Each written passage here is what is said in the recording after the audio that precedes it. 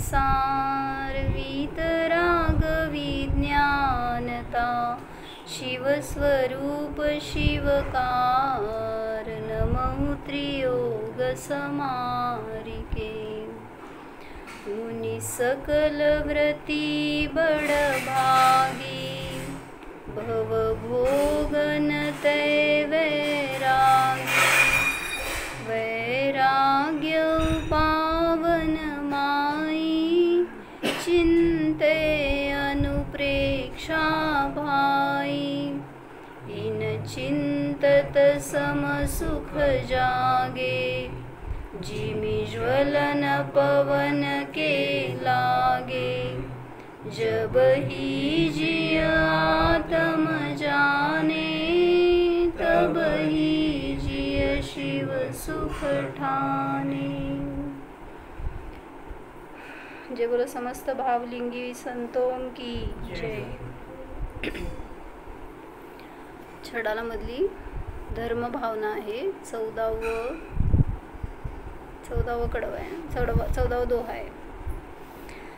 जो भाव मोहते न्यारे दृग ज्ञान व्रतादिक सारे सो धर्म जबे जिय धारे तब ही सुख चल निहारे सो धर्म मुनिन करी धरिये तिनकी कर तूती उछरिये ताको सुनिए भवि प्राणी अपनी अनुभूति पिछानी।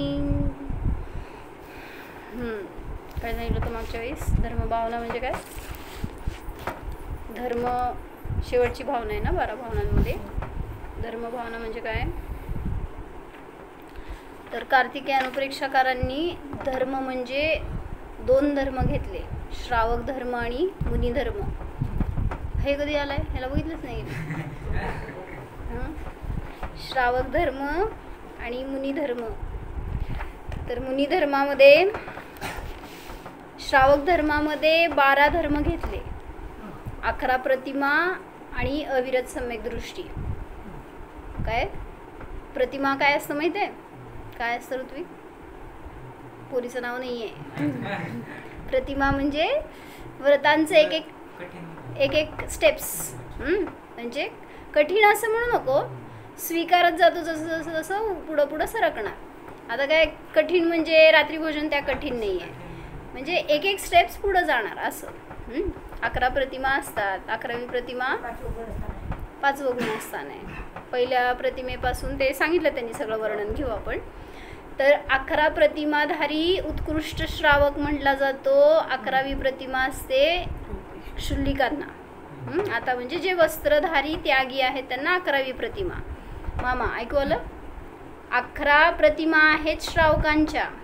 मग आता ते क्षुल्लिका, क्षुल्लक, ऐलक हे सगळे त्यागी आहेत, श्रावक नाही आहेत। मग त्यांना श्रावक कसं म्हणायचं? श्रावक धर्मामध्ये घेतलेत ना हे 11 प्रतिमा, मग त्यांना श्रावक म्हणायचं का मुनी म्हणायचं? त्यागी म्हणायचं? मग उत्कृष्ट श्रावकांमध्येच गिनती करणार 2च भेद आहेत, एक तर निर्ग्रंथ नाही तर सग्रंथ। मग जे कोणी परिग्रह सहित आहेत, मग ते भलेही श्रावक असू देत त्यागी असू देत, सगळ्यांना त्या एका कॅटेगरीमध्ये घेतलं। मुनींनाच फक्त निर्ग्रंथमध्ये घेतलं। मग त्यामुळे श्रावक धर्मामध्ये 11 प्रतिमा घेतल्या आणि एक कोणत्या प्रतिमा घेणार की? मुनींना प्रतिमा नाहीत, प्रतिमाच्या पुढं गेलते। आता 11 प्रतिमाच्या पुढं झाले। 11वी प्रतिमा त्यागींना। 11 प्रतिमांच्या पुढचे आणि अरिहंतांच्या मधले आहेत स्टेज ती दिगंबर भावलिंगी संत। तर मी काय सांगत होते की 11 प्रतिमा आणि 12वा धर्म म्हणजे अविरत सम्यक दृष्टी। का घेतलं असं वेगळं? त्याला उच्चाराने श्रावक म्हणायचं। आणि हे जे 11 प्रतिमा आल्या त्या सगळ्या पंचम गुणस्थानामध्ये, पहिलं गुणस्थान दाखवलं होतं त्या दिवशी, पहिलं दुसरं तिसरं, आता हे सोडा. पहिलं गुणस्थान मिथ्यादृष्टी आहे, त्याचा काही संबंध नाही. श्रावक धर्म तेव्हा सुरू होणार जेव्हा आत्म्याचं त्याला परिचय आहे, अनुभव आहे, जाणीव आहे, तोच श्रावक धर्माच्या पुढं गेला असं म्हटलं जाणार. मग श्रावक ॲक्च्युली म्हणायचं पंचम गुणस्थानवरती जो कोणी एखाद्या व्रताचं आजीवन पालन करतो तो. मग आता हा जीव काय करायचं चतुर्थ गुणस्थानवरती? सम्यक दृष्टी आहे पण व्रत नाही आहेत कुठले, मग त्याला सुद्धा इन्क्लूड करण्यासाठी श्रावक धर्मामध्ये त्याला वेगळं स्थान दिलं. 11 प्रतिमा तर या पंचम गुणस्थानामध्ये आल्या, पण जो चतुर्थ गुणस्थानवरती आहे तो अविरत सम्यक दृष्टी किंवा शुद्ध सम्यक दृष्टी असं नाव ठेवून त्याला ते एक वेगळं धर्म म्हणून सांगितलं. आणि दुसरं धर्म सांगतायत ते मुनी धर्म.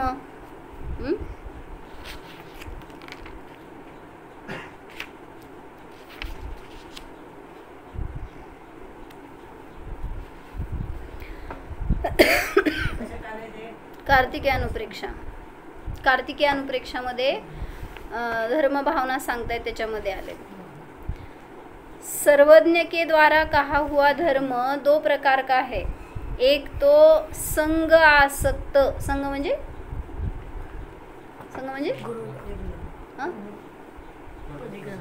संग म्हणजे परिग्रह. संघ नव्हे, संग. संग इज परिग्रह. निसंग म्हणतो ना मुनींना आपण, बरोबर. संग म्हणजे परिग्रह. मग तो काय असं कपड्याचाच परिग्रह नाही. स्त्री पुत्र हे परिग्रह, किंवा आता काय म्हणायचं ते कमंडलूपिंची, हे सुद्धा परिग्रह एक मुनींकडनं असं सांगितलं. पण आता इकडं अंतरंग आणि बहिरंग 24 प्रकारचे झाले एकूण. सगळ्या परिग्रहामध्ये अंतरंग आणि बहिरंग 2 प्रकारचे परिग्रह येतात. अंतरंग परिग्रह म्हणजे आपले परिणाम आहेत वेगळ्या वेगळ्या प्रकारचे, आणि बहिरंग परिग्रह म्हणजे धन, धान्य, क्षेत्र, वास्तू, काय काय ऋत्विक सगळंच आहे. तर हे सगळं बहिरंग परिग्रह झाला. मग या सगळ्या परिग्रहाचा त्याग ज्यांना, अंतरंग त्याला परिग्रहच म्हणत नाही ना. आणि सगळ्यात मोठं मिथ्यात्व हे परिग्रह वाटत नाही, आणि मी मिथ्यादृष्टी हे वाटत नाही. त्याच्या पुढं जाऊन सगळ्यात मोठं मिथ्यात्व हे आहे. म्हणजे स्वतःला पहिल्यांदा मिथ्यात्वी स्वीकारा, तर काहीतरी पुरुषार्थ करून सम्यक्त्वाकडे जाणार. म्हणून एक एक कथा ऐकत जावा की तुम्ही. ॲटलिस्ट जाऊ दे, तुम्हाला शास्त्रालय वाचणं होत नाही तर कथा लावायचे तुमचं काय काम चालू असेपर्यंत, आणि त्या कथांमधनं पण एवढा बोध मिळतो माहिती, काय कशा रीतीने प्रगती झाली, काय त्यांचे परिणाम होते, कसं सम्यक्त्वाला प्राप्त झाले. सम्यक दर्शनाचं महत्त्व आहे. तुम्ही काय लगेच सोडा म्हणत नाहीत घर आपल्याला, पण सम्यक दर्शन प्राप्त करा हा उद्देश आहे शास्त्राचा, भगवंतांचा. केलं का म्हणजे त्याचं प्राधान्य असावं, त्याचं लक्ष असावं आपल्यासाठी. मी सम्यक दर्शन प्राप्त केल्याशिवाय हा भाव सोडणार नाही. मग त्यासाठी मी दिवसभरात काय पुरुषार्थ करतोय. ध्यानासाठी बसत असाल तर चांगली गोष्ट आहे, बसायलाच पाहिजे. थोडा वेळ तरी ध्यान करा, पण त्या ध्यानाला विषय पाहिजे आपल्याला. म्हणून एखाद्या असं पौराणिक जरी कथा ऐकल्या ना तरी त्यातून आपल्याला खूप बोध मिळतो.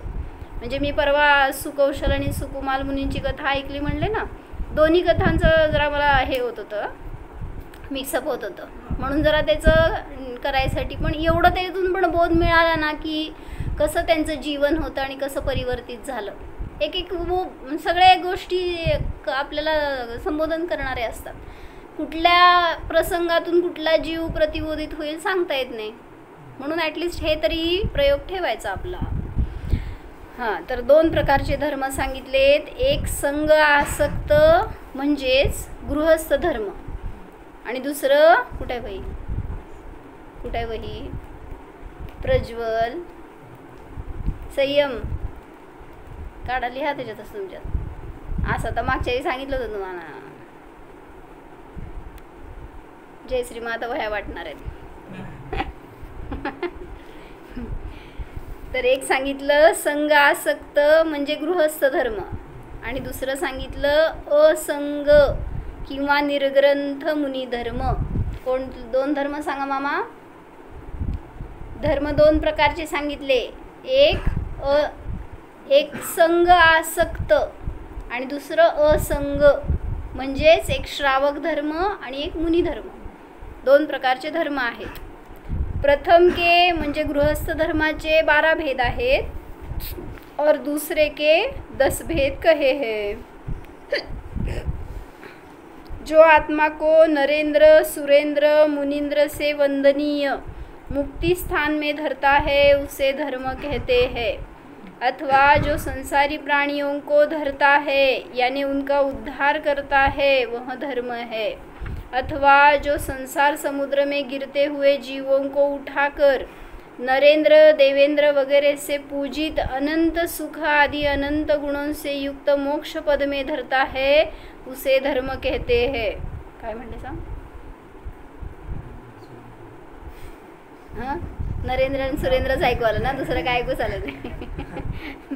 एवढं सांगायचंय धर्म म्हणजे जो तुम्हाला उचलून धरतो, दुःखातून काढतो, त्या समुद्रात बुडताय तर त्यातून काढतोय, जो तुम्हाला धारण करतो, तुम्हाला आधार देतो म्हणा, त्याला धर्म म्हणायचं.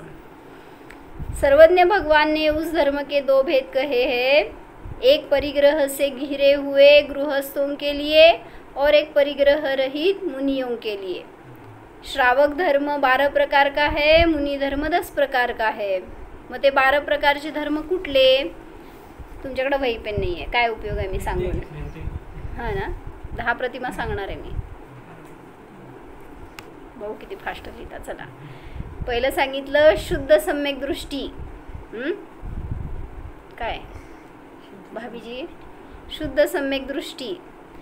मग आपण ते म्हणतो ना, दंसण वैसामाय पोस सचित्तराई भत्तेय बंबारंभ परिग्रह अणुमण मुद्दिठ्ठ देस वीर दे दे. सांगितले मी सगळे. आम्ही लिहिलो म्हणायचं असतं रे डोक्यात. तर पहिली सांगितली दर्शन प्रतिमा. म्हणजे काय? देवदर्शन किंवा आत्मदर्शन सगळ्यात महत्त्वाचं. सम्यक दर्शन ज्याला प्राप्त झालं तिथून त्याची प्रतिमा सुरू होणार. व्रतधारी. काय झालं? शुद्ध सम्यक दृष्टी हे 12 धर्मामधलं पहिलं धर्म झाला. आता जे पुढचे 11 धर्म आहेत ना, ते 11 प्रतिमा आहेत. मग त्या कुठल्या कुठल्या प्रतिमा ते सांगतायत.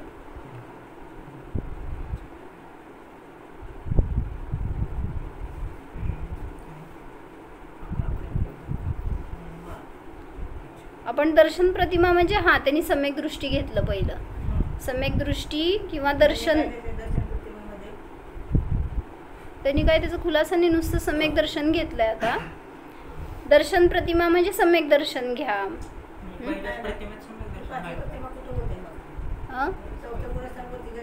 चौथ्या गुणस्थान वरतीला सम्यक दर्शनाची प्राप्ती झाली, हा पहिला धर्म झाला. 11 प्रतिमामध्ये नाही, त्यांनी ते उल्लेख केला नाहीये.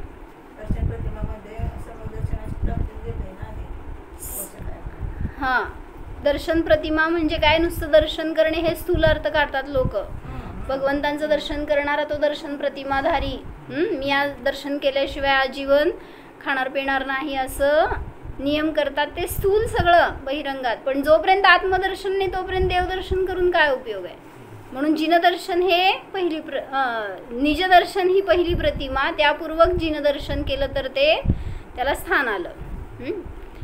दुसरं सांगितलं व्रत प्रतिमा.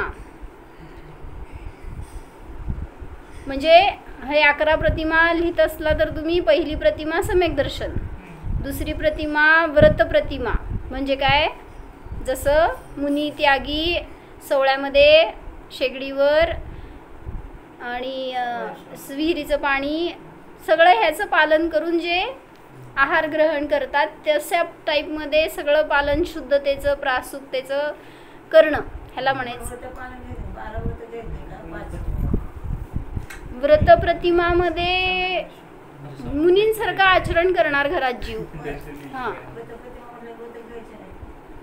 व्रतमध्ये तसं नाही घ्यायचं. कुठले व्रत म्हणताय तुम्ही? कुठले व्रत?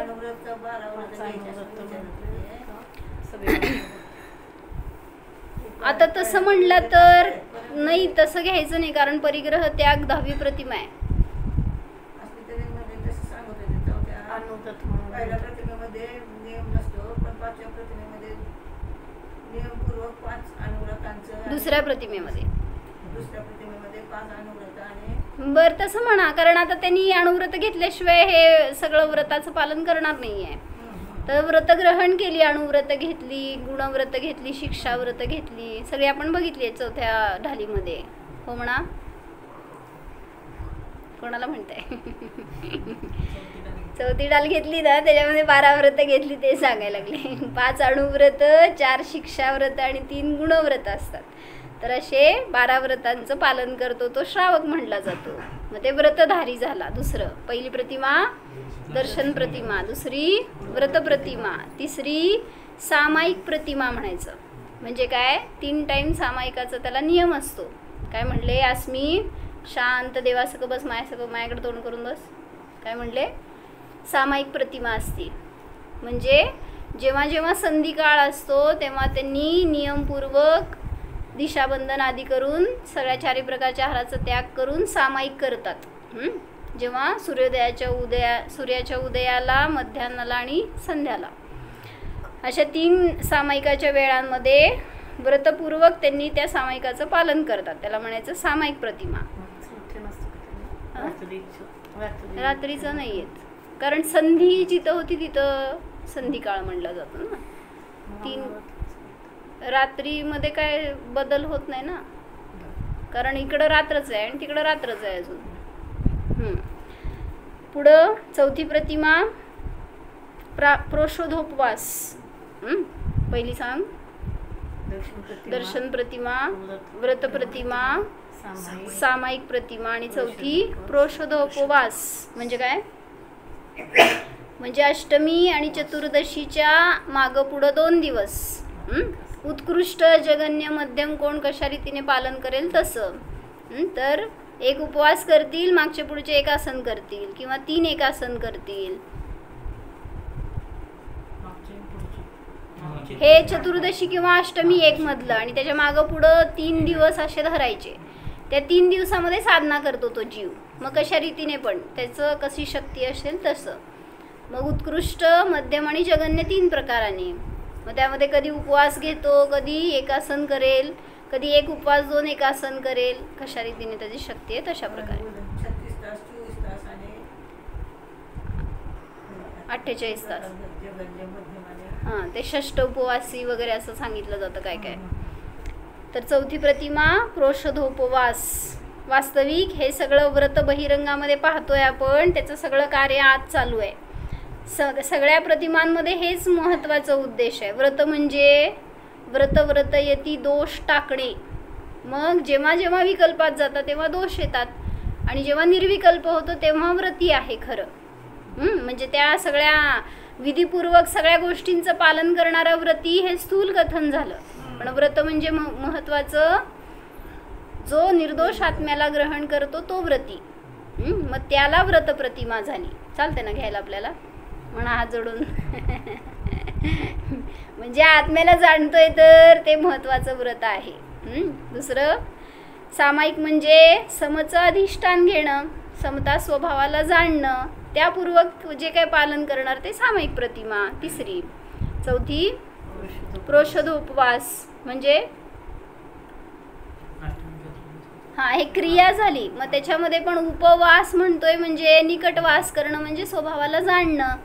म्हणजे त्याच्यामध्ये सुद्धा सांगायचं आहे म्हणून की महत्त्व अनुभूतीला आहे. पुढं 5वी प्रतिमा काय असतं, सचित्त त्याग. म्हणजे काय,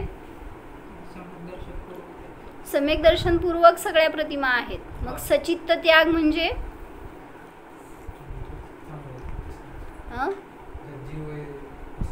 सगळ्यात जीव आहे. सचित्त म्हणजे काय, कोवळ्या वनस्पती म्हण किंवा काय म्हणायचं, साधारण वनस्पती म्हणायचं त्याला, त्याचा त्याग असतो. किंवा मग जे बाकीचे तर आहे ते अभक्षाचा तर त्याग झालाच आधी. व्रत प्रतिमामध्येच व्रत घेतले असतील तर कंदमुळं वगैरेचं तर चान्सच नाही. 5व्या प्रतिमेत कंदमुळं नसतेच सोडत. काय असते सोडते, सचित्त त्यागमध्ये कच्चं जे काय असतं ते अपक्व असतं. जसं काकडी. पाणी गरम प्यायचं. दोनदा नाही, एकदा उकळलं तरी चालतंय, फक्त मर्यादेचं असावं. नसतं उकळायचं. एकदा जर खळखळ उकळलं तर 24 तासाची मर्यादा. परत त्याला आम्ही 24 तास संपायच्या आधी गरम करतो म्हटलं तर नवीन शास्त्र लिहावं लागतंय. त्यामुळे असं लई जणांचे प्रश्न असतात आणि करतात बरं का, आपलं नवीन सिद्धांत सुरू करतात लोक. म्हणले आम्ही केलं, आधीच गरम करून ठेवलं वेळ संपायच्या आधी. कधी संपली वेळ ते माहीतच नाही. असं तर काय सांगत होते, सचित्त त्याग म्हणजे काय त्याग करायचं प्रियाबेन? सचित्त त्याग प्रतिमाधारीला काय काय त्याग असतं? ते प्रासूक करून खायचं. हां, जे काय खाणार ते अख्खं खाणार नाही किंवा मग त्याला छेदन करून प्रासूक करून कशाही रीतीने प्रासूक म्हणायचं त्याला, अचित्त करणे. बस. हां, म्हणजे आता जसं म्हणलं डाळिंबाची बी असती ना, ती सुद्धा अख्खी खाणार नाहीत ते. जर त्याला कुठलं गेलं वगैरे किंवा ते खायलाच नको ॲक्च्युली, कारण ज्याच्यातून उत्पत्ती होणार ना ते सगळं सचित्त म्हणायचं. त्यामध्ये आहे क्षमता उगवायची पुन्हा, असं काय ते ग्रहण करणार नाहीत. गहू नसतं. हां, सचित्त त्याला क्रश करतो ना आपण, मग ते झालं प्रासूक. गरम केलं, उकळलं किंवा त्याला तोडलं, प्रासूक झालं ते, म्हणजे ते भक्ष्य झालं, सचित्त नाही राहिलं. मग तसंच सगळ्या भाज्या म्हणा, फळं म्हणा, जे पण असतील ते तसंचे तसं ग्रहण करणं हे झालं सचित्त. आणि इवन मग त्यामध्ये सगळे कोवळे वनस्पती वगैरे पण घ्यायचे. काकडी कशी खाता हो?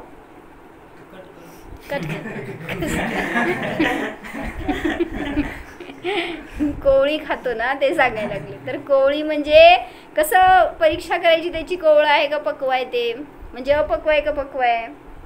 मुळ्यात शेंग खाता, कशी खाता हो? कोवळी पाहिजे. मग जेव्हा दोडका पण असेल, जेव्हा कट केला हाताने तुम्ही समजा असं, तर त्याचं इक्वल जर असं चाकूनी कट केल्यासारखं इक्वल पार्ट झाले तर ते कोवळं आहे अजून. पण जेव्हा तुम्ही तोडता तेव्हा वाकडं तिकडं तुटलं तर ते पक्व आहे, म्हणजे ते भक्ष्य आहे.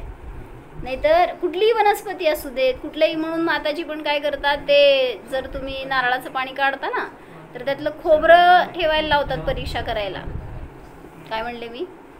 नारळाचं पाणी काढतो ना, तर ते जर अपक्व असेल, शहाळं अपक्व नाही बरं का, पक्व आहे, पण त्याच्यात पण काय म्हणायचं एक पिरियड आहे त्याचं पक्वता आली तर ते भक्ष्य झालं. म्हणून त्याचं ते जे आतलं खोबरं असतं ते तोडून बघतात. पूर्वी असं बघत होते माताजी सुद्धा. जर त्याचे समान तुकडे झाले तर ते भक्ष्य नाही. मग ते वाकडं तिकडं तुटलं तर समजून घ्यायचं, म्हणजे आहे त्याच्यात पण पक्वता झाली आहे पूर्ण. ते ठेवलं म्हणजे ते वाटत बघितलं ना, काय म्हणजे पक्व व्हायची. काय ठेवलं म्हणजे पक्वस्तापर्यंत थांबल्यावर थांबावंच लागतंय ना. मग आता सगळ्याच की भाज्या फळं आपण पक्व झाल्याशिवाय खात नाही. असंही काय जास्त म्हणतात, हिंसा आहेच की त्यात असं. मग आपण म्हणजे त्याचं त्याची सेवन त्याला करणार चित्त नाही. करून खातो तर ते तोडतो, ते गरम करतो, म्हणजे ते मागतो. मग म्हणून म्हणलं ना, आपल्याला नाईलाज आहे, खावं लागतंय. मग एकेंद्रियांचं दोष मी तसं कमी आहे. विचारतात बाकीचे, तसं म्हणतात लगेच. म्हणूनच की मी तुला त्याचं उत्तर सांगायला लागले की आपण त्रस खात नाही. त्रसाला मांसाहार म्हणला जातो. 2 इंद्रियापासून त्रस जीव सुरू झाले. मग एकेंद्रियांना खावं लागतं हे नाईलाज आहे आपला. पण ते म्हणून कसं खाणार, जरी एकेंद्रिय वनस्पती खाल्ल्या तरी भक्ष्य खाणार किंवा प्रासूक खाणार, असं नाही की ज्याच्यामध्ये अतिदोष लागेल. म्हणजे कमी दोष आहे त्याला स्वीकारणं. काय म्हणतो? नाही ते सगळं म्हणजे ज्याच्यात आहे ते सगळं कळलं की, पण आता जे सचित्त आहे त्याला चित्त करून खातो. मग हे व्रतधारी आहे त्यांना चालणार नाही ते तसंच खायला. तुम्ही सफरचंद खाता की, आता सफरचंद पण कसं खायचं, ते मोळलात तर अचित्त झालं. ते असंच तर खाल्ला तर चुकलं तुमचं. पण तुम्ही प्रतिमाधारी नाही आहे तरी चुकलं का? कापलं काय दात नाही का? त्याच्यामध्ये दिसणार आहे का दातात घातल्यावर तुला आत किडाय का? म्हणजे जेव्हा कट केलं त्यावेळेस त्याचं परीक्षण पण झालं, शोधन झालं.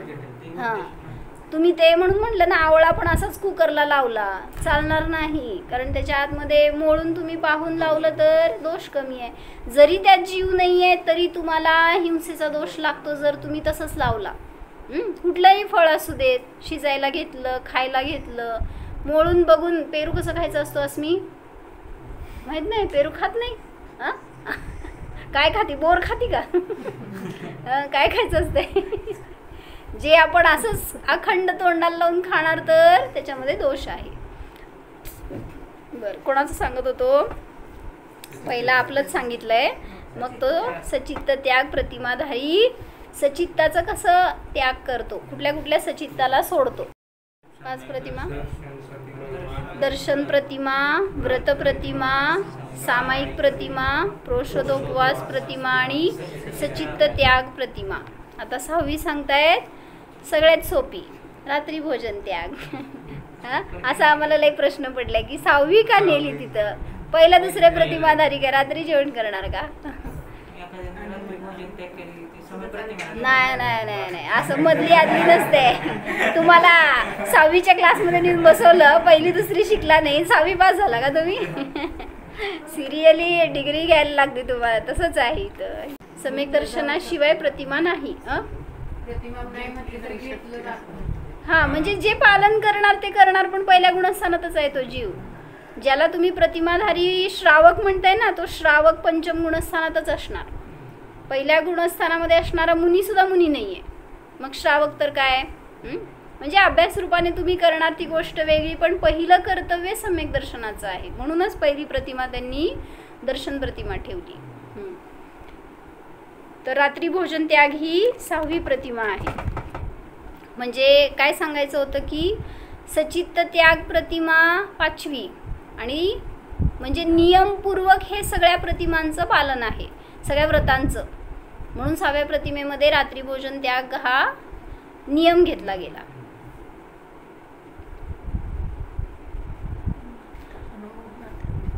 हा, त्याच्यात नाही आहे बरं का. म्हणजे अजून कुठं आहे तो? पुढे आहे. रात्री भोजन त्याग जरी असेल ना प्रतिमा, स्वतःहून मुद्दाम करणार नाही, खाणार नाही, खाऊ घालणार नाही मुद्दाम, पण प्रसंग पडला पण ते पण करेल. गृहस्थ आहे ना, कारण अनुमोदना त्याग, आरंभ त्याग पुढच्या प्रतिमा आहेत. त्यामुळं समजा हर्ष काकी प्रतिमाधारी, घरामध्ये त्या स्वतः सगळं पालन करणार, पण समजा आता नवरा मुलगा ते रात्री जेवत असतील तर त्यांनी करतील, खाऊ घालतील, विरोध करणार पहिल्यांदा, पण आहे आता त्यांचं कर्तव्य, तर ते बाधा नाही आहे हे मला सांगायचं आहे बरं का. स्वतःसाठी रात्री भोजन त्याग प्रतिमा आहे ती. हां, त्याच्यामध्ये सगळ्यांचंच रात्री भोजन त्याग करवत नाही आहे. तो केलं तर गुड बेस्ट, पण त्याला त्याच्यामध्ये अडथळा नाही आहे हे मला सांगायचं. आता पुढच्या प्रतिमांमध्ये अडथळा येतो. हां,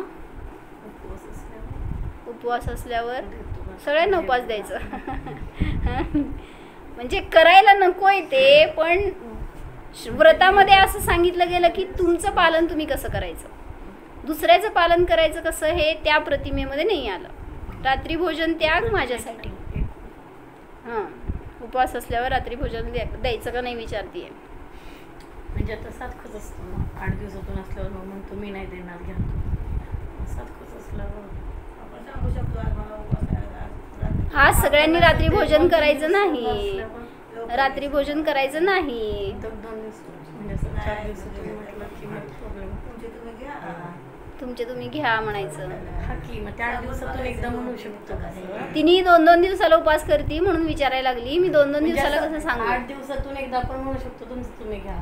3-4 दिवसातून उपवास करत असल्यावर मग 7 तू रोज उपास कर, कशाला 2 दिवसाला तर करती? लगेच मोक्षाला जाशील. 4 दिवसातून चला, तर काय सांगायचं होतं, आपण पालन करतोय त्याच्या निमित्तात इतराला धर्मापासून दूर करायचं नाही ह्याचं पण भान असावं. म्हणजे माझ्या धर्माच्या पालनाच्या निमित्तात अन्यांना जर क्लेश होणार, त्यांना जर धर्माची अरुची होणार, तर सगळ्यात मोठं धर्म तुमचा झाला. म्हणून आपण आपल्या निमित्तामध्ये प्रेरक. संसारात आपण लोणचं आपण खात नसतो, पण करून खातेच ना सगळं, लोणचं वगैरे, साखर आंबा, काय आपण करतो ते 1 दिवसापेक्षा म्हणजे जास्त खाते. बरोबर, तेच ना. म्हणून कुठल्या प्रतिमेपर्यंत अडथळा आहे हे त्यांनी सांगायला लागले पुढं.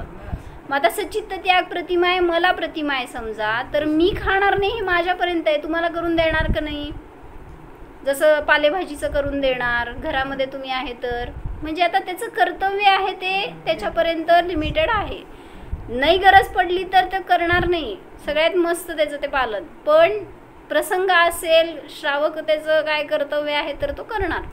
म्हणून सांगायला की मग ह्याच्यासाठीच सांगितलं होतं ना हर्ष काकींना महाराजांनी. काय प्रसंग झालता, त्यांच्या घरामध्ये घर गळत होतं कुठून तरी आणि महाराज आहाराला आले होते. म्हणजे भेगा पडलेल्या आणि त्यातनं झाड उगवलं होतं आणि त्याच खोलीत काय महाराजांची दृष्टी गेली असेल आहाराला आल्यावर. त्यांच्या घरामधनं ते त्या भेगातनं पाणी साचून तिथनं झाड आलेलं असं. मग आणि शेवाळली होती ती भिंत अशी काहीतरी. मग महाराजांनी जस्ट बघितलं आणि म्हणले हे काय असं. मग ते हर्ष काकी प्रतिमाधारी ते म्हणल्या कसं चालणार मला काढायला आणि मग मी तर असं तसं काय असं बोलणं झालं असेल मला माहीत नाही. तर महाराजांनी सांगितलं तुम्ही गृहस्थी आहात, गृहस्थाच्या योग्य सगळं कर्तव्य करावं लागणार. ते झाड जर तुमचं घर पाडलं तर मी प्रतिमाधारी आहे, मी काय करणार. असं रस्त्यावर राहणार का मग तुम्ही. म्हणजे श्रावकाचे योग्य कर्तव्य तुम्हाला तिथं त्या स्थानी भूमिकेनुसार करावे लागणार. पण म्हणून माझ्या व्रतात दोष लागू नये ह्याचं पण तुमचं भान असावं. चला, तर रात्री भोजन त्याग म्हणजे माझ्यासाठी मी रात्री भोजन करणार नाही. मग सगळ्या रीतीने त्याग. 48 मिनिटाचं पाळून पुढं भोजन म्हणजे 4 प्रकारचं भोजन असतं. कुठले 4 प्रकार जोरात सांगितले तर बरं होतं की. खाद्य, स्वाद्य, लेय आणि पेय. खाद्य, स्वाद्य, लेय आणि पेय म्हणजे काय. खाद्य आणि पेय माहिती आहे, बाकीचं सांग दुसरं. स्वाद्य म्हणजे स्वादिष्ट काय असेल ते स्वाद्यमध्ये घ्यायचं, बडीशोप वगैरे. नाही, खाद्यमध्ये अन्न घ्यायचं, अन्न शिजवलेलं जे असेल ते खाद्य. पेयमध्ये सगळे पेय पदार्थ. स्वाद्य म्हणजे स्वादिष्ट जे काय असेल ते स्वादयुक्त असणारं, लोणचे वगैरे. लेयमध्ये लोणचं वगैरे येतं, हो ना. लेयमध्ये तसं पातळ लापशीसारखं असतं, म्हणजे पेय पण. लेय म्हणजे चाटण्यायोग्य असं घेतलं का काहीतरी बहुतेक, हो ना. Semi solid. बरं, चला. ह्याने नेऊन ठेवणार आहेत कुठं तर लॅबोरेटरीमध्येच. मी कशासाठी सांगत होते, रात्री भोजन त्याग मध्ये त्याला पाणी सुद्धा त्याग आहे हे सांगत होते. काय मामा, रात्री पाणी पितो का. रात्री म्हणजे सूर्यास्तानंतर पाणी सुद्धा त्याग. तर तो रात्री भोजन त्याग व्रती झाला. ॲक्च्युली पहिल्या प्रतिमेपासूनच तो हे पालन करतोय, पण स्पेसिफिकेशन सांगितलेत सगळ्यांचे. पुढं किती प्रतिमा झाल्या. 6. 7वी प्रतिमा कुठली. ब्रह्मचर्य. 7व्या प्रतिमेमध्ये ब्रह्मचर्य पालन करणार. म्हणजे ब्रह्मचर्य पण कसं, जर विवाहित असेल तर आपल्या पतीचं, आपल्या पत्नीची मर्यादा सोडून बाकी सगळ्यांचा त्याग, असं ब्रह्मचर्य. म्हणजे आता तिथं तो अब्रह्म पण करणार नाही त्या स्त्री बरोबर, पण त्याच्या पूर्वी ब्रह्मचारी नाही आहे. 7व्या प्रतिमेच्या पूर्वी तो स्वतःच्या स्त्रीचं सेवन करतो, स्वतःच्या पुरुषाच्या बरोबर आहे कनेक्टेड, पण बाकीच्या इतरांचा त्याग आहे. पण आता इथं ब्रह्मचर्य प्रतिमामध्ये सगळ्या स्त्री पुरुषांचा त्याग. ब्रह्म म्हणजे स्वभाव आहे आपला. मग त्या स्वभावाचं सेवन करणारा, त्याच्यामध्ये चरण फिरणारा तो ब्रह्मचारी. म्हणजे मी आत्मा आहे आणि मला पराची आवश्यकता नाही आहे, परानी मला सुख नाही आहे, हे जिथं बुद्धी प्रगट झाली तो ब्रह्मचारी. म्हणून माताजी पण म्हणतात ना की जरी काय म्हणायचं,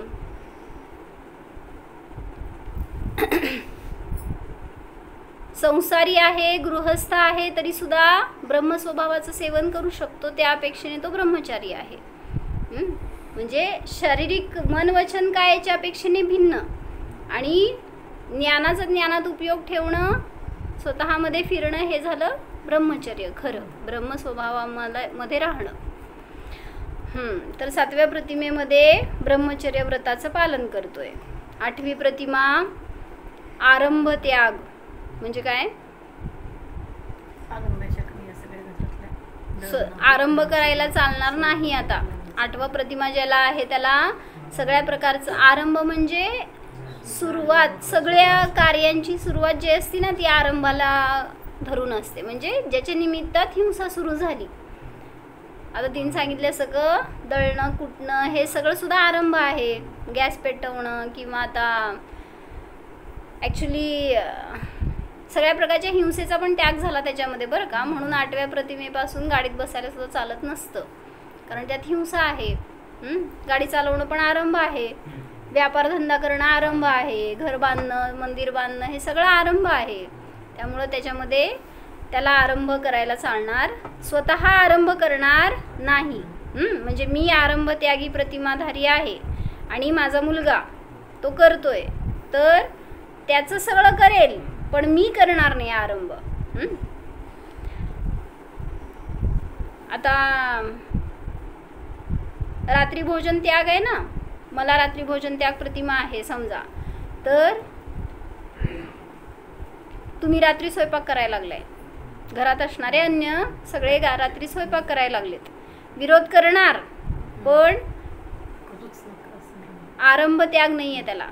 रात्री भोजन त्यागवाल्याला आरंभ त्याग नाही आहे अजून, त्यामुळं तो स्वतः पालन करेल स्वतःचं, पण अन्यांना जशी आवश्यकता आहे तसं प्रोव्हाइड करणार, मदत करू शकतो.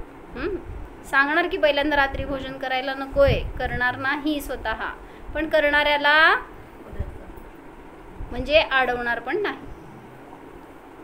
अडवलं तर अडले जात नाहीत म्हणून. पुढं आरंभ त्याग कितवी झाली? 8वी. 9वी सांगितलं परिग्रह त्याग. आरंभ 8वी झाली का? जास्त घेतला का तू प्रतिमा? 7वी ब्रह्मचर्य होती, 8वी आरंभ त्याग, आता 9वी दंसण वय सामाय पोस सचित्तराय भत्तेय बंबारंभ परिग्रह त्याग. 9वी प्रतिमा. मग त्याच्यामध्ये परिग्रह त्याग म्हणजे आपल्या नावावर जे आहे तेवढं ते त्याग करणार, जेवढं आवश्यकता आहे तेवढं ठेवून बाकीचं काही अन्य गोष्टी आपल्या नावावर ठेवणार नाही. परिग्रह त्याग म्हणजे प्रॉपर्टी इस्टेट जे काय आहे ना ते अनावश्यक माझ्या नावावर मी काय ठेवून घेणार नाही, आवश्यकता आहे तेवढं ठेवणार. सर्व परिग्रहाचा त्याग तर दिगंबर मुनींना आहे, पण हा गृहस्थ आहे, श्रावक आहे, तर त्याला आवश्यक असणारा तेवढा परिग्रह त्याच्याजवळ असतो. काय झालं? बँक अकाउंटमध्ये पैसे ठेवणार नाही, पण वापरणार.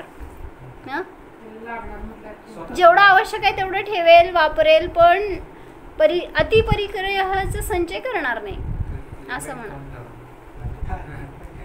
काय लिमिट काउंट करायचं? हां, कोण करायचं? कसं ठरवायचं ना? 2 जोडी कपडे बास होते, बाकी काय लागत नसतं जगायला. म्हणजे आवश्यकतेपेक्षा अधिक परिग्रह ठेवणार नाही. म्हणजे ॲक्च्युली बँक अकाउंट पण ते ठेवायला सही करायला वगैरे करत नसतात, म्हणजे करायला नको आहे. जे ठेवणार ते जवळ ठेवतील, म्हणजे त्याच्या निमित्तामध्ये पण, कारण तुम्ही बँकेत ठेवणार पैसा ना, तर तुमचा पैसा तोपर्यंत वापरला जाणार अन्य कार्याला, मग त्याचा दोष तुम्हाला लागणार. म्हणजे तुम्ही 1 वर्षासाठी ठेवला तर कशात घालता हो पैसा? तुम्ही चुकीच्या कार्यात घातला तर ते माझा पैसा तुम्ही वापरला, मग त्याचा दोष प्रतिमाधारीला लागणार. म्हणून तुमच्याजवळ ठेवा की काय आहे तो आवश्यक असणारा परिग्रह, पण अन्य सगळ्या परिग्रहाचा त्याग असतो. पुढं इथं दिलंय त्यांनी बरं का.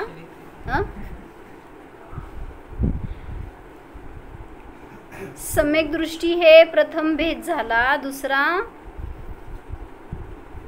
मद्य मांस मधु 5 उदुंबर फळ जुआ मांस मदिरा वेश्या शिकार परस्त्री चोरी 7 व्यसनों का त्यागी शुद्ध सम्यक दृष्टी. दुसरा भेद म्हणजे जे आपण व्रतप्रतिमा म्हणलं ना त्याच्यामध्ये त्यांनी हे घेतलं, सप्तव्यसनाचा त्याग आणि 5 पापाचा त्याग.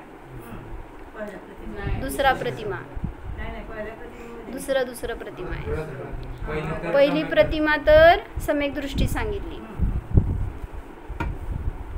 पुढं सांगितलं नाही, ही पहिली प्रतिमा घेतली तरी. तिसरं भेद लिहिलाय म्हणजे पण पहिली प्रतिमा घेतली आहे. आणि दुसरी प्रतिमेमध्ये 5 अणुव्रत 3 गुणव्रत आणि 4 शिक्षाव्रतांचं पालन करणार. दुसरी प्रतिमा व्रत प्रतिमा.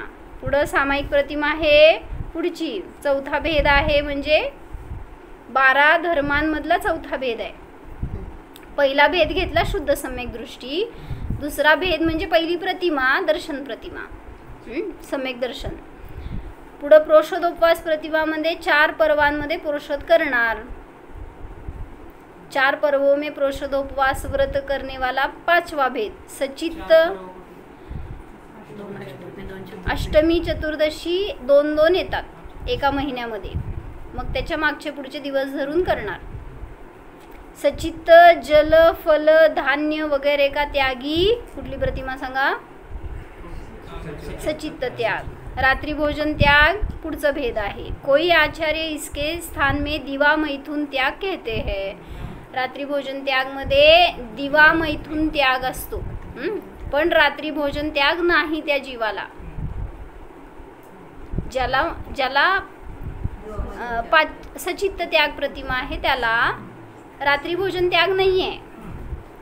पुढच्या प्रतिमेमध्ये रात्रि भोजन त्याग येत आहे. दिवा मैथुन त्याग आहे.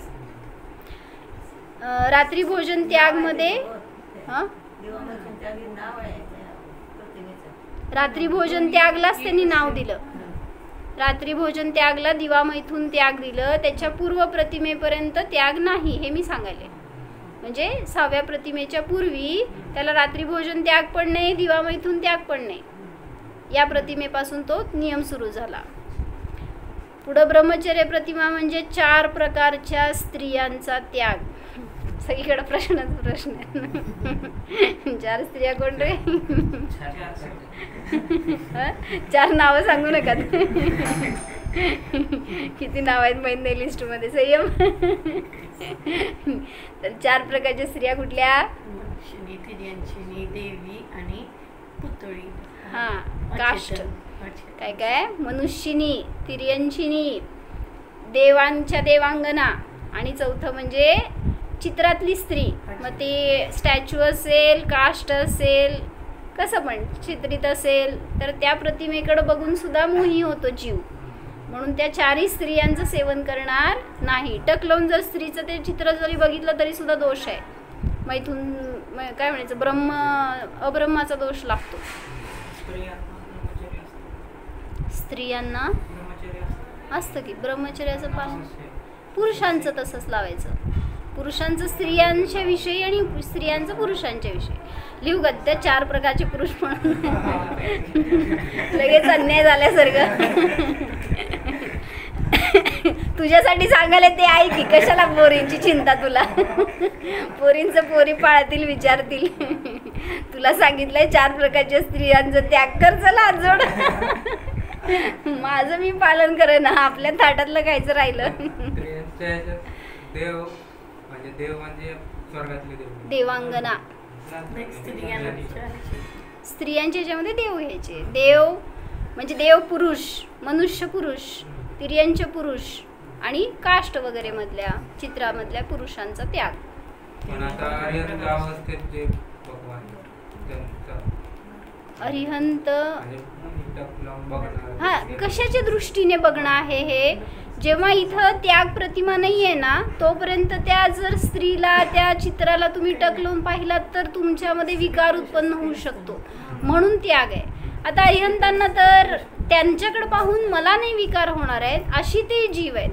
त्यामुळं ते स्वतः पण निर्विकार आणि ज्याला उत्पन्न होईल त्याला तो विकारी झाला बरं का. जसं मागं सांगितलं होतं ना, काय झालं होतं सांगते. त्या बाहुबली भगवंतांची प्रतिमा 58 फूट उंच श्रवणबेळगोळमधली, तर तिथं कोणी फॉरेनर आली होती आणि ती पहिल्यांदा बघितलं तिने भगवंतांना आणि प्रेमात पडली. त्या प्रतिमेचे असले ते भाव तिला ग्रहण झाले. ती टक लावून बघत बसली, सोडच ना. आणि दुसऱ्या दिवशी तिने म्हणली की मी त्यांच्याशी लग्न करणार आहे.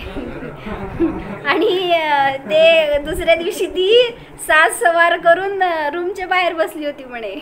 रिअल घटना आहे बरं का. आणि तिला ते नवल गुंदकर म्हणून जे होते ना त्यांनी सांगितली ही गोष्ट. तर ते म्हणाले इथं का बसली आहेस तू? तर ती म्हणाली माझं आज लग्न आहे त्यांच्याबरोबर. म्हणजे कोण असं मोही होईल तर काय सांगता येत नाही, ते तुमचा दोष आहे. हां, तर असं म्हणायचं की म्हणून बघणं सुद्धा कसं आहे, विकारसहित बघणं असेल तर दोष लागणार. आणि कोणी आता काय म्हणायचं, डोळ्याचं डॉक्टर कसं चेक करणार तुम्हाला म्हणजे एक शेवटी त्यामध्ये भाव असतो. ठीक आहे, चला काय झालं, 4 प्रकारच्या स्त्रियांचा त्याग तो ब्रह्मचर्य प्रतिमाधारी. तिर्यंचनमध्ये स्त्री आणि पुरुष पण आले ना, त्याच्यामध्ये पण त्यांच्याकडे पाहून सुद्धा विकार उत्पन्न होऊ शकतात, म्हणून त्यांच्याकडे पण टकलवून पाहणं चुकीचं आहे.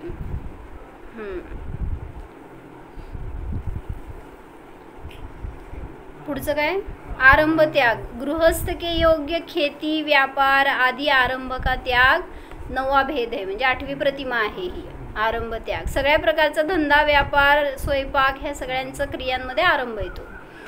पुढं 10वा भेद म्हणजे 9वी प्रतिमा खेत मकान धन धान्य आदि 10 प्रकार के परिग्रह का त्याग, म्हणजे बहिरंग परिग्रहाचा त्याग केला त्यांनी, त्याला म्हटलं परिग्रह त्यागी. अजून अंतरंग परिग्रह आहे त्याच्याजवळ. मिथ्यात्व नसेल, कुठले कुठले नसतील तसं समजून घ्यायचं. पुढची प्रतिमा आहे कार्य अनुमोद विरत, म्हणजे अनुमती त्याग.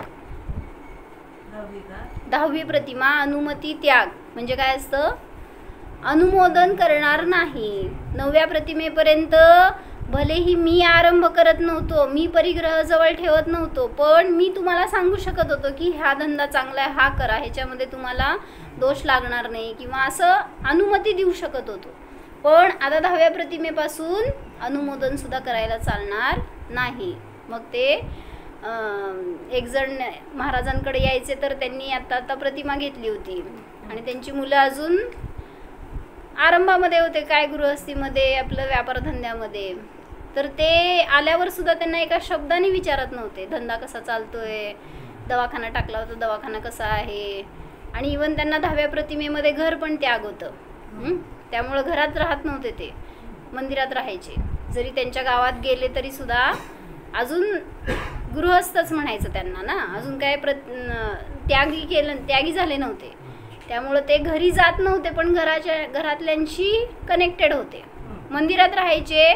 अनुमती कशाची नाही, कसली सही नाही, काय उपदेश नाही, जाऊ शकतात, राहणार नाहीत. गृहत्याग प्रतिमा आहे तर राहणार नाहीत. तर काय सांगितलं, आना जाना घर वगैरे बनवाना विवाह करना धन कमाना आदि आरंभों में अनुमती न देना. त्यांच्या मुलाचं लग्न व्हायचं होतं अजून, तरी सुद्धा त्यांनी अनुमती दिली नाही, कारण अनुमतीने सुद्धा तिथं आरंभाचा दोष लागतो. मग ही झाली 10वी प्रतिमा अनुमती त्याग. आणि 11वं अपने उद्देश्य से बनाए गए आहार आदि का त्याग 12वां भेद है. ये श्रावक धर्म के 12 भेद है. 11 प्रतिमा. आणि पहिलं ते शुद्ध सम्यक दृष्टी म्हटलं ना, म्हणजे अविरत सम्यक दृष्टी, ज्याला व्रत नाही आहे पण तो सम्यक दर्शन सहित आहे, तर तो सुद्धा एक धर्म सांगितला.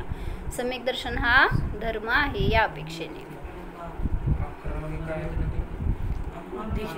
उद्दिष्ट त्याग. 11व्या प्रतिमेचं नाव उद्दिष्ट त्याग आहे. झाले का 11? उद्दिष्ट त्याग म्हणजे तुमच्यासाठी केलंय हे असं म्हणलं की त्याग असतो, आणि तुमच्यासाठी स्वयंपाक करायचा नसतो. ज्यांनी उद्दिष्ट त्याग घेतलंय ना, मग त्याला देताना सुद्धा जरी तुम्ही असं म्हटलात, करताना किती केलं, 4 रोटल्या ते खात असतील, तुम्ही 4 रोटल्या करून ठेवला तर तो उद्दिष्ट झाला आहार. ते 3 खातील, 1 ठेवतील, 4 खाणार नाहीत. खाल्ले तर त्यांना दोष लागला. म्हणून जेव्हा ते भांड्यातलं भाजी वगैरे काय शिरा जे काय आयटम असेल ते सगळं झाडून पुसून खात नाहीत आपल्या सगळं, कारण तिथं दोष लागतो, कारण तो स्वतःसाठीच केला गेला आहार असा अर्थ होतो. म्हणून सगळ्या ठिकाणी ते असं. आणि आपण बोलताना पण विवेक असतो. मग जेव्हा आहार देतो ना आपण, तुमच्यासाठी एवढं मी मेहनतीने केलंय, खा म्हणते तूच साठी म्हणायचं नाही. असं महाराजांना सांगितलं ना एकदा. काय झालं, वीरसागर महाराजांना विहार करणार होते महाराज, सोलापुरात होते आणि विहार करून जाणार होते. तर त्यांचं असं सांगितले त्यांनी की तुळजापूरच्या दिशेने जाणार आहे विहार करून. असं कळल्यावर तुळजापुरातले लोक म्हणले की बोलले त्या दिवशी महाराजांच्या समोर, पहिल्या दिवशी माझ्याच घरी आहार करणार जेव्हा तुळजापुरात प्रवेश करणार. आणि आता हे ज्यावेळी झालं ना त्याच्यानंतर काय महिना वगैरे गेला असेल, त्याच्यानंतर महाराजांनी विहार केला होता. पण पहिल्या दिवशी प्रवेश करताना सांगितलं तुमच्या घराचा आज त्याग आहे, करायच्या आधीच प्रवेश. त्यामुळे त्या घरात तर गेलेच नाहीत. मग त्यांना एका कुठल्या तरी घरात जिथं ठेवलं होतं ना, पार्टिशन होतं म्हणे, म्हणजे एक भिंत असेल, तिकडं महाराज होते आणि इकडं सोहळं होतं. तर ते ज्यांच्या घरी करायचं होतं ना त्यांनी येऊन सांगितलं महाराजांसाठी पुरणाची पोळीच करायची. आणि हे महाराजांनी ऐकलं, महाराजांनी पुरणाची पोळी पण त्याग केली. म्हणजे काय म्हणायचंय, पहिल्या दिवशी उपवास केला आणि त्यांनी असं काहीतरी आमच्याकडंच आहार व्हायला पाहिजे असं का काहीतरी म्हणले ना, जेव्हा महाराजांनी त्या दिवशी काय तो धान्य ते सोडले आयटम का उपवास केला असं काहीतरी सांगते आळंदकर काका. म्हणजे आपल्याला कुठल्या कुठल्या रीतीने उद्दिष्टाचा दोष लागतो ह्याचं ज्ञान किती असतं त्यांना आपल्याला कळत नाही. पण त्याचं ज्ञान असल्याशिवाय म्हणून मग कसं व्रत पालन करणार. म्हणून हे सगळं समजून काय फायदा. भाव करा की आपल्याला हे सगळ्याचं उत्कृष्ट पालन आपल्याकडून पण व्हावं. आपण किती निरर्गल राहतो एवढ्या बाबतीमध्ये. ठीक आहे व्रत नाही घेतले पण पालन करू शकतो ना, सामायिक करू शकतो, प्रोषोदोपवास ठीक आहे यथाशक्ती तुम्हाला कसं आहे तसं. परत सचित्त त्याग ह्याचं पण पालन करू शकतो. अनावश्यक आपण कोळ्या वगैरे वनस्पती खाऊ नये. आरंभ त्याग अनावश्यक रीतीने आरंभ करू नये. कसं करतो आरंभ सांगा.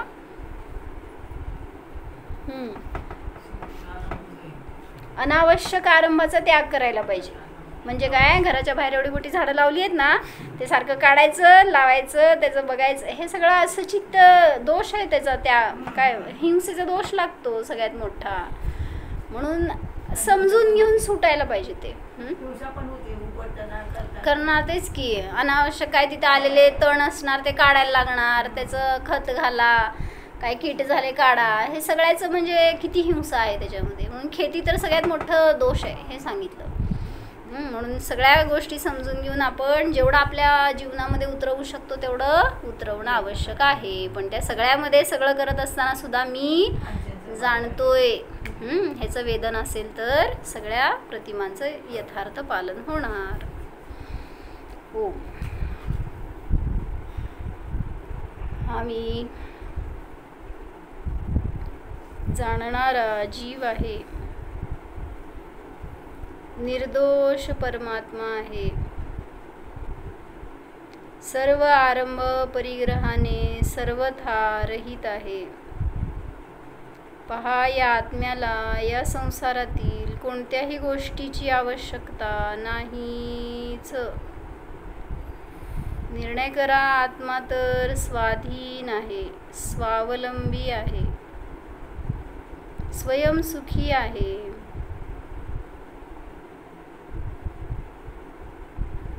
ब्रह्मस्वरूपोऽहं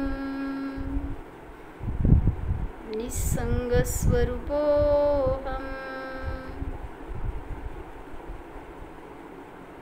ओम विसर्जन.